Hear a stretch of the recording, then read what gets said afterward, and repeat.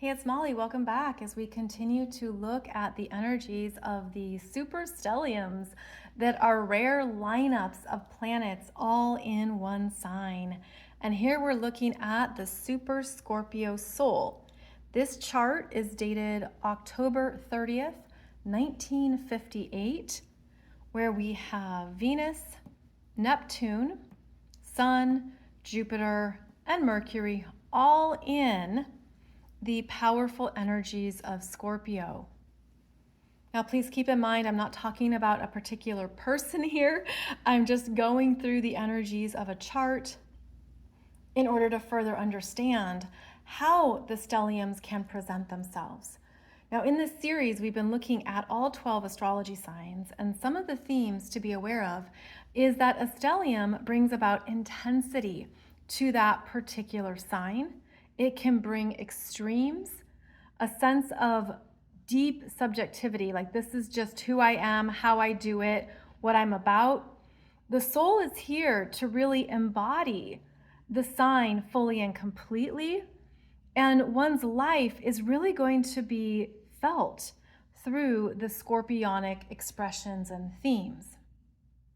So one of the first things that stands out in this chart would be this Neptune at 4 degrees, conjunct Venus, and conjunct the Sun. This is someone who has a very deep read on people.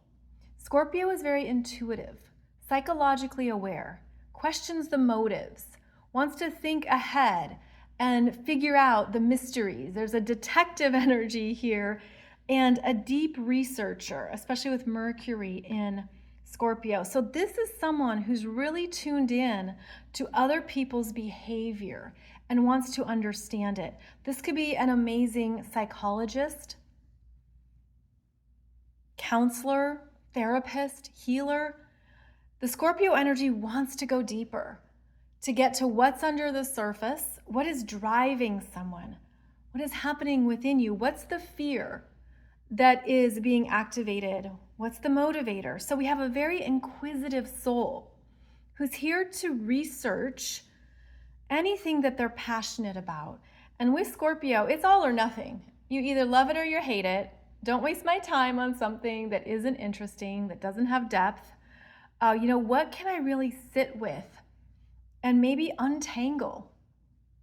So there's a need here to interact with others to an extent, because the Scorpio energy is also very private. So there needs to be, let's say, a balance or an on and off switch of, okay, I want to, engage and be around people and be social and discuss things, or I want to be totally left alone. Don't come knocking on my door. Let me be in my own experience with all my books or everything that calls to me. And again, it's a very on or off energy, and that is meant to be understood when there's strong Scorpio. Now, other ways that the Scorpio energy comes across is that it can be very alluring, magnetizing, can draw people in. It's that person that you're like, what are they thinking? What do they do? There's a mystery about them because they don't fully disclose, what they're thinking or what they like or really who they are. And with that Neptune conjunction, there is a desire to be more distant, to be in other realms. So when there's strong Scorpio, there needs to be a way to disconnect from reality and go into the energies that call to you and allow you to, I'm seeing it as this like transform and shape shift and explore other potentials. There's a need to also listen to what is pulling at you, what's pulling you within, because that is going to lead you into a passion, a particular growth journey. I'm seeing it as a trajectory shift, because see how this Scorpio glyph, it goes down and then up. It's about how the Scorpio energy goes down into the depths and then rises back up, the phoenix rising. It's also associated with sexuality, intimacy, deep connections, wanting to ask the uncomfortable questions. When there is a sense of safety, this energy will open right up and be very vulnerable and put everything on the table. But what likely happens with strong Scorpio is that life doesn't start off that way. It starts out with themes of being around people who do not embody trustworthiness. So this could be feeling like you're always trying to figure out if there's deception, betrayal, or manipulation around. This could be abuse, trauma, really difficult emotional experiences that shape one's sense of self in the world. This can be the individual who's here to experience some of the worst in humanity. I mean, I hate to say that, but that is where, it's actually where the Scorpio energy gets stronger, because it's such a strong, resilient energy that it can handle a lot. And then you're questioning it and asking your soul, why did I choose this? What's this about? What am I moving through on my soul's path that is ultimately transforming me and making me more powerful? But dang, it's been really dark at times and really intense. When I see strong Scorpio in a chart, I often recommend the book by Donna Cunningham called Healing Pluto Problems. Healing Pluto Problems, because you're moving through a more intense experience than most people are. And at some point on your journey, you realize that. You're like, wow, they don't get it. They don't understand this. They don't know everything I'm feeling, sitting with, and processing. This can feel very lonely to have a lot of Scorpio energy because you're here from much more intense experience and you need support, but it's discerning support. It's only by those who you feel are wise and worthy of connecting with you and your energy. Now, this Scorpio energy is ruled by Pluto. Scorpio has two rulers, Pluto and Mars. And you can see this Pluto is at 3 degrees of Virgo, 53 minutes, making a beautiful supportive sextile to Venus, Neptune, and the Sun. And so this really helps with grounding into one's purpose, skills, focus. I feel this is powerful healer energy because that Virgo energy, being practical, wants to do something with this emotional intensity and make it worth something. You know, how do I take everything that's I've been through and what I'm holding and allow it to be of service? So this particular Pluto gets to the essentials of what can be done with all the Scorpio energy. And I feel that this Pluto is also granting openings into hidden doorways, into other skills from other lifetimes.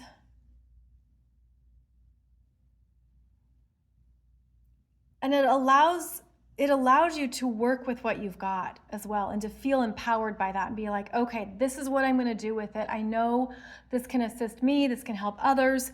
This will be how I will take all of my energies, my intuition, my gifts, my divine spark, and use it for an important purpose. Then this Mars is at 29 degrees of Taurus. It is opposing Mercury here at 22 of Scorpio. This Mars in Taurus is determined, simple, clear, takes action on what it wants, will stick with something, and it's at that 29 degrees, so the critical degree of Taurus, the final completion. There can be a lot of, I'm going to say, resistance or slow moving energy until this Mars gets triggered and it's like, okay, this is what I'm going to do. I will finally act. This is last minute action taking. when it's forced, when there's no other direction. It also can be financially motivated.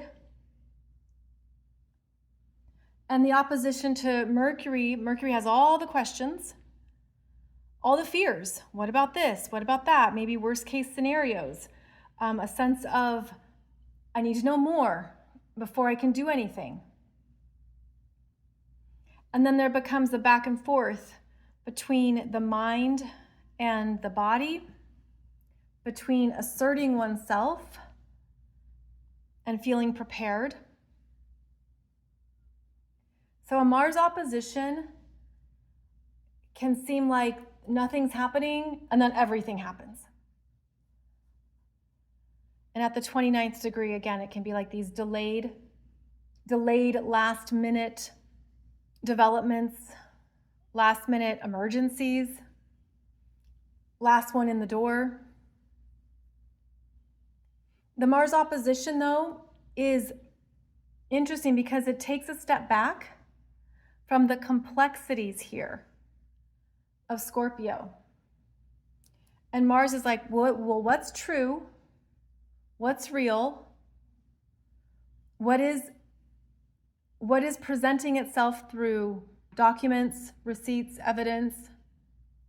We'll work off of that. And that will be how we'll direct our energy and move forward. Getting back to the strong Scorpio energy here, there can be a definite need to be in charge and be in control. That can come from either a healthy or unhealthy place, meaning you really trust yourself, you understand what you want, you know you can do it. There's a surge of confidence. It could also come from the lower end of the spectrum, which is I don't trust anyone. This person's going to hurt me, or they're going to do it wrong, or they're going to steal from me, they're going to deceive me. There can be the full spectrum that is like, well, where do I find safety? I will do it on my own. We have Uranus at 16 degrees of Leo here, squaring the Sun and Jupiter in Scorpio. And so the square is such a wild card. And it doesn't want to be held back or held down. And it's where someone will randomly, sporadically assert themselves, what they want, make a grand declaration, bust something up, break up with someone, meet someone else quickly. Like, this is a fast-moving energy that can be used for beautiful creative purposes. This can be someone who I will not be told what to do. I will always do what I want to do. So it can be hyper independent or overly functioning if there is a lack of trust in people. This can also be the spontaneous awakenings into more of what the Scorpio energy needs and wants. And it's like you get that random burst of understanding around what that next deeper layer is within the Scorpio energies because of this square from Uranus. It's a destabilizing energy for sure. And it's highly unpredictable, especially in the fixed signs. When you don't know what's going to happen next, when you don't know when the next firework will go off or the next life change will happen. And another thing about strong Scorpio is that you're meant to have many transformations in this lifetime. And you will just keep feeling that in yourself. That I'm different this year than I was 2 years ago. That I'm a new version of myself, regularly and often. And this is part of that intense experience that you signed up for in this lifetime. I also feel that it's helping you clear out a lot of deeper fears and energies from other lifetimes. Because right now, as I say that, I'm getting the visual of the Akashic records, and you could feel like you're going through a lot of chapters or a lot of books in your Akashic records in this lifetime.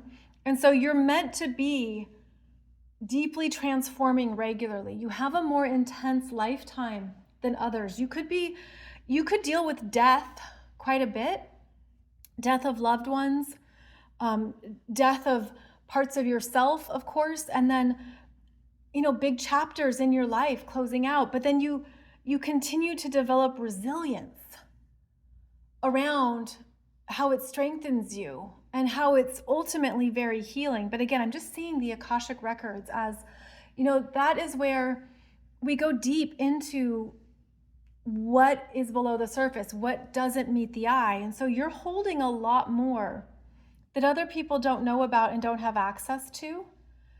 But what's important is how you access it, how you work with your emotions, and that you honor an emotional process that's your own, because that Scorpio energy can have expectations of other people. Oh, why don't they understand me? Why don't they share in what I'm feeling? Why don't they get it at this level? I mean, you're going to be aware of that in your life, that your emotional world is richer and deeper. And that's something you have to honor, and you have to have a process in terms of how you work through that. So when something really gets to you, you're really angry, you're really, you're feeling a lot of rage or a lot of emotions coming up, that's when you retract and go into ways of working with that energy personally and powerfully to clear it out. And so when I see strong Scorpio, you need to have those healing techniques and energy methods that move your emotional world through you and help you purify and purge so that you don't continue to hold on to things, because this is fixed water. I mean, you can hold a grudge for the next 5 lifetimes, but does that serve you? And if you feel that intensity, you have to also be very clear around the mirror, right? Of like, okay, what is this showing in me that I'm ready to powerfully transmute and transform, and to not put it on someone else, but rather fully own, this is my experience. These are my choices. This is what I'm going to do with it. And knowing how to work with that is one of the main things of a super Scorpio journey. So as always, I hope this has been useful and beneficial to any planets or points you might have in Scorpio. I don't cover everything in the chart, it's just overviews here, but I hope this gives you some insights into what you are moving through in this lifetime and how you are beautifully equipped to do so in the most empowering ways. And again, that book I mentioned, Donna Cunningham, Healing Pluto Problems. There's also some other books out there on Pluto that might resonate by Stephen Forrest, Jeffrey Wolf Green, and Mark Jones has a book called Healing the Soul, which looks at Pluto, Uranus, and the lunar nodes. So in case those are beneficial and send you in a good direction into learning more about who you are in this lifetime. As always, thank you so much for joining me. You'll find more of these super stellium charts in my playlists here on YouTube under Super Stellium Souls, as well as another playlist called Astrology Charts by Birth Year. Thank you so much for joining me. I'll be back soon.